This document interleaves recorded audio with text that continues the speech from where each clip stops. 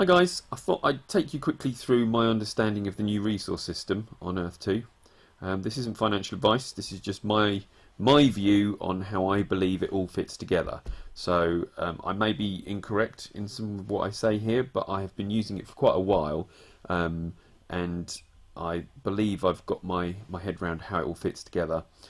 So hopefully I can give you guys some insights that will be really useful. So if I talk you through a particular property and how I've set up my prospecting on it, hopefully it will help you. So if we look at this one here is a 100 tile property and it has got chromium on it. So in order to work out what I need in order to prospect for chromium, I use Orbit, which is Earth2.support, and I go into the EcoSim area and onto the requirements sheet. Now this is a little tool that I've put together, which hopefully you'll find really useful, where you can choose any particular resource. So we're looking at chromium, and it'll tell you what you need. So on this you can see that we will need to put a sunset jewel into the mentor to get the mentor to collect the resources itself. And we will also need to host Venator Sidroids on the property in order to get them collecting it as well. Now, these Venator Sidroids won't collect unless you fuse them with this jewel as well. So they will also need to be fused with a sunset jewel. Now, one thing you will need to know is if you are trying to collect a resource that's in the higher discovery tiers, you will need to take note of this up here, which is the tiers in which that resource can be collected from. So this particular resource can be collected on tiles that are tier 1 or tier 2. You may see that this just says tier 1, which means that you would need to upgrade your property to a tier 1 from tier 2 in order to mine that particular resource. So in this case it's not an issue. We're looking at a tier 2 property and we are able to collect it on that. So once we've established what it is we need, we can go to the resource, to the property, sorry, and we can scroll down, go to property info, property page, and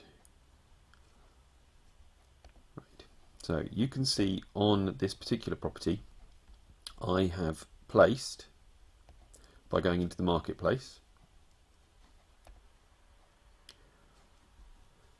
Venator Sidroids. There's 1, 2, 3, 4, 5 Venators. So I've filled this up completely with Venator Sidroids, ready to collect as much resource as I possibly can.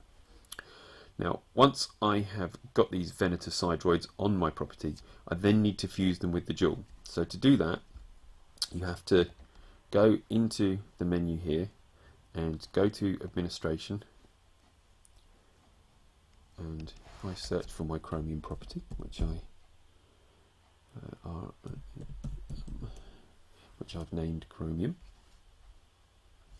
Yeah, so these are Sidroids on my chromium property, which is this one here.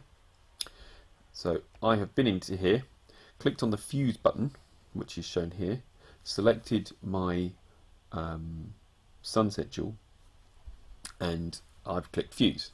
Now you may ask, I have seen people asking whether it's worth using a luminous jewel or a higher quality jewel when fusing.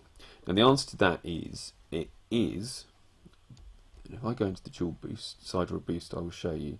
So when you go into the particular Sidroid that has been fused, I'll show you here, you can see it has a base capability, so this is how much chromium it is able to collect. So if you fuse the Sidroid with a low quality jewel, you will only get a small percentage, like this. This was done with just a basic tier 3 jewel, tier 2 jewel, because The sunset's tier 2, sorry. But this is done with a low quality one. If you do it with a higher quality one, I don't know if I've got one here. Let's have a look. Hang on. Did I do any of these?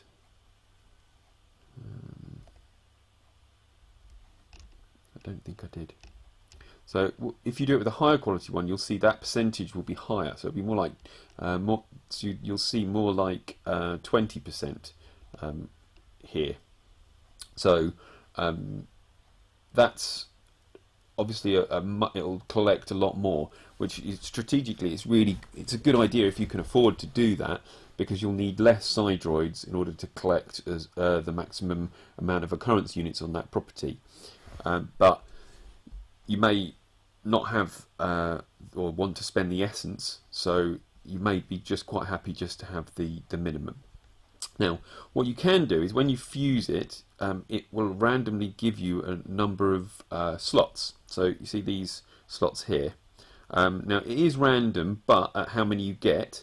But if you use a higher quality jewel, you get more slots. So you also, as well as getting a higher base, you usually get more slots. Now the slots are key because you can use more jewels. So this particular, if I take the sunset jewel out, so you can see without the jewel it will achieve 16.63% collection, whereas I can use those slots to boost that, and it's jumped up to now 17.37, so it will collect more chromium. So I can use these slots to add to it. So if I used a luminous jewel to start with, that would put me up higher, and then I can boost that as well. So you'll need less sidroids, less jewels, etc., in order to collect. But I've taken a slightly different tactic. So my method here is I have filled the whole property up with lots of sidroids, and I'm going on the basis of using lots of collectors that can only carry a small amount of chromium, rather than a few sidroids that can carry a lot, if that makes sense. So once you've done that, and you've got fused sidroids with the correct jewels, you'll see that they are ready to collect chromium. Now that doesn't mean they're prospecting now. Okay, so these newly fused sidroids are sitting there with the capability to prospect, but you have to assign them. So to assign them to prospecting, which you have to do from the administration menu, which is actually where I'm not from the administration menu. Where am I going? I need to go to the claim setting or claim settings. So if I go back to the main menu here, so if I click on this, go to the properties info, the property page, and then onto claim settings. Now in this you can see the resources that are on the property, and it will tell you how much of the resource it is able to collect. So if I click on prospectors, right, you can see that I have assigned each of these to this prospecting activity by clicking on the little assign button here. Now if that is dulled out and you can't click on it, it's because you've probably got your sidroids out raiding. So you have to go into your menus and stop them from raiding, bring them back to base, so to speak, and once they are back and they're idle, you can then assign them to prospecting. Now, as you assign them, this bar here shows you how much chromium is available on the property. So if I was raiding the maximum possible amount of chromium on my property, this bar here would be all the way to the end. So I am able to actually boost this and collect more chromium than I'm collecting at the moment. Now, to do that, I would need to slot more sunset jewels into each of these sidroids that I've created. So that would boost the yield, and by boosting the yield I would collect more occurrence units each day. So if I chuck tons and tons of sunset jewels into all of these different sidroids, this will then hit the top.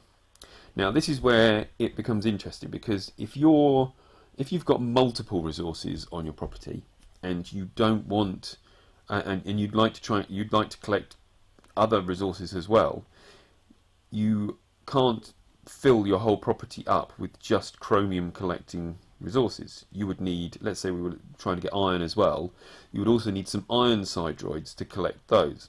So the only way you would ever collect the maximum amount of chromium and the maximum amount of iron is if you fused your sidroids originally with luminous jewels or something similar, so that they have a high yield to start with, and then you wouldn't need so many sidroids in order to get this up to the top. So it's very strategic. You have to decide whether you're going to just target one resource, whether you want to go for both of them. My attitude, and the way I'm doing it, is I'm trying to find a property with copious amounts of a particular resource, and then I'm trying to max out on that particular resource so that I get as much copious of that occurrence units for that one by filling the whole property up with these sidroids. I find it I find it easy to manage, because I have a diamond property, I have a zirconium property, I've got a chromium property. It makes, for me, I like that. I think it makes it nice and easy to know where all of my resources are located. But you might want to, if you've got a particularly big 750 tile property that's got lots and lots of really good resources on it, then you might want to spread it so that you've got lots of different sidroids collecting the different sorts. But this is how I've chosen to do it. So this is what you're ultimately trying to get. Now, if you have a geologist that is leveled up enough, you will be able to see exactly what the numbers are that you're able to collect. A lot of people I have seen saying that the geologist is needed in order to collect the resources. That's not true. From what I've seen, the geologist just provides you with the insights that help you to understand what it is you're collecting and how much you've collected. So this is how you set up to do the collecting. Now, if I click confirm and I come out, so once you've done that and you've assigned them and they've gone out collecting, you'll see when you click on go to collect your ether, you'll see that you're starting to gather some resources. Now, oh, 1 second. That's better. Now you can see here that the properties that have collected these occurrence units for this limestone here, they all have a geologist on them that is leveled up enough to give you statistics about limestone, and this is why I can see the limestone occurrence units. Whereas if we look at say this gold one here, whatever this number is, one of the properties that has produced some gold hasn't got a geologist on it that is leveled up enough to tell me the stats, so I can't see that figure. So it's useful information and it's nice to see what's coming in, but you don't have to have geologists at high levels in order to collect. You don't have to have a geologist at all. They just literally give you the insights that you need to help manage things and to help target the places that have got lots and lots of occurrence units. So so you can see these are the resources coming in. So if I click claim ether and resources, it will collect my ether and all of these occurrence units. If I claim ether, it will just collect the ether. I think they've separated this because when you have lots and lots of properties and lots of occurrence units to gather, this process of collecting ether and resources can take a minute or two, and it becomes very slow. Whereas you might just want to quickly collect your ether, claim your ether, because you're using the ether to build civilians or something like that. You might not want to keep collecting. You might just want to do this once a day, for example. So I think they've separated it just for this one to be quicker if people want to claim ether on a regular basis, nice and quickly. So once I click it, it then starts processing it and adding it to my inventory. And now the ether has also been added to my claimable ether, my total ether balance here, and I can click transform to turn that into essence. So that's all quite, I find that that's not changed massively, but obviously it adds the occurrence units to your balances. So where are your balances? So if you go into your profile and then scroll down and click on resources, you can see your resources split up into 3 sections. So land resources shows you what your tiles have got. So you can see here I've got a lot of limestone, and this is how many tiles have got copious, moderate, and so on and so forth. So this is where you can see what you've got mineable on your tiles. Resource balance shows you what you've actually got stored in your hollow buildings. So I haven't actually mentioned yet, but you have to have hollow buildings on every single property that you are mining on, otherwise those occurrence units will be lost. And I'll show you, I'll explain that in more detail in a second. But this section basically shows you the balance of how many occurrence units you've collected of each different type. Okay, so this is how many occurrence units you've got. Now, resource transactions is the interesting one. So if you go onto here, this shows you what you've been collecting. So if we filter just to today, okay, here's just to today, you can see we've got resources coming in and we see resources being lost. Now this means that this property, so Fort Turrets, this property here has not got a hollow building. So it has got a jewel slotted on it in the mentar that produces, so it would have a yellow jewel. So it is creating some resource, but that resource is lost because it's immediately it's immediately destroyed because there's nowhere to store it. So I will need to go into here, into Fort Turrets, and build a hollow building in order to store that, so that in the future it won't lose occurrence units. So the way I do this is I take this this list and I filter down to the ones that have failed. Now once I've got these showing me the ones that have failed, I then sort by quantity, and then again to show the ones that have lost the most occurrence units. So these are my highest priorities in order to get a hollow building built on them.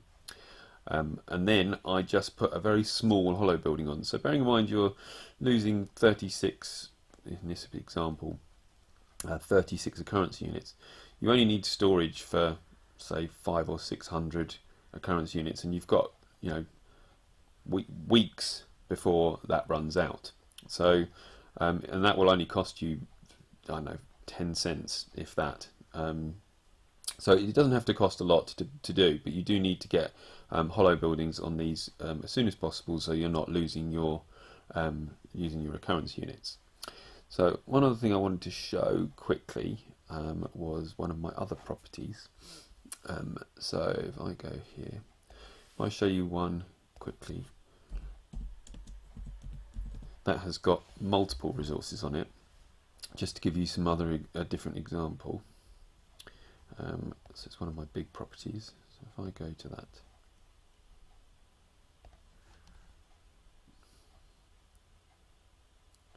and then I go to property info, property page, and let's take a look at this one, the claim settings. So in this one I've got multiple resources. So I've got on here we've got oil, iron, coal, limestone, gold. So there's quite a lot of different things, different sorts there. Now if you want to spread it, spread the prospecting, so you can see here across, you want to spread it across multiple resources.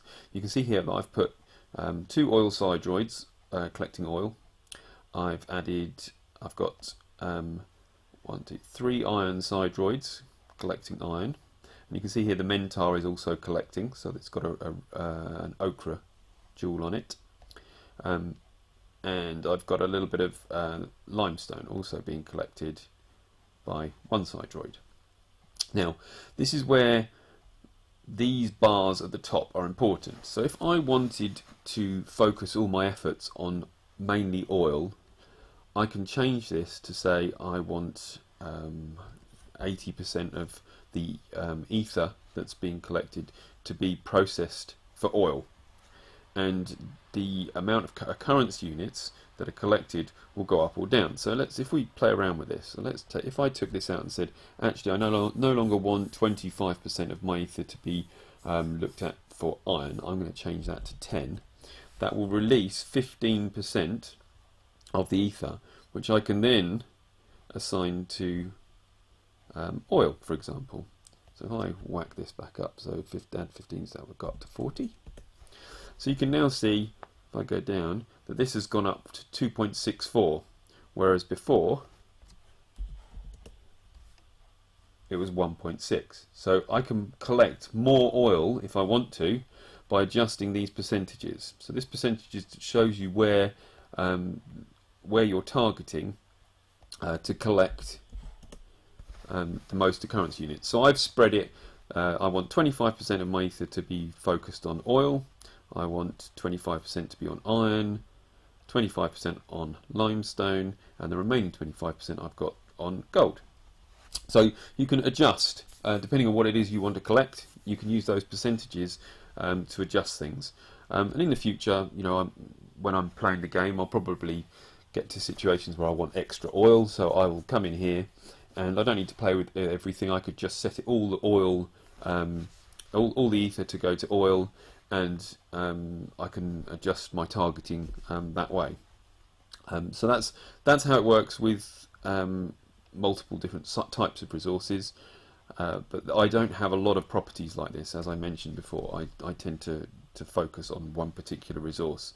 I find that having lots and lots of Sidroids all working on that one resource gets me some pretty big figures. But what is interesting here is you can see that as well as having multiple resources, my geologist is leveled up enough to show me the statistics. So you can see here that I've got the capability of getting 20,000 iron occurrence units per day just from this one property. So it's a big tier 1 750, I think. So there's quite a lot of occurrence units that I can get, but of those 20,000 I'm only collecting 2.92 thousand. The rest are not being collected. So that's what the geologist does. So you can see this is a good example, just showing you where those stats come in and those insights from your geologist.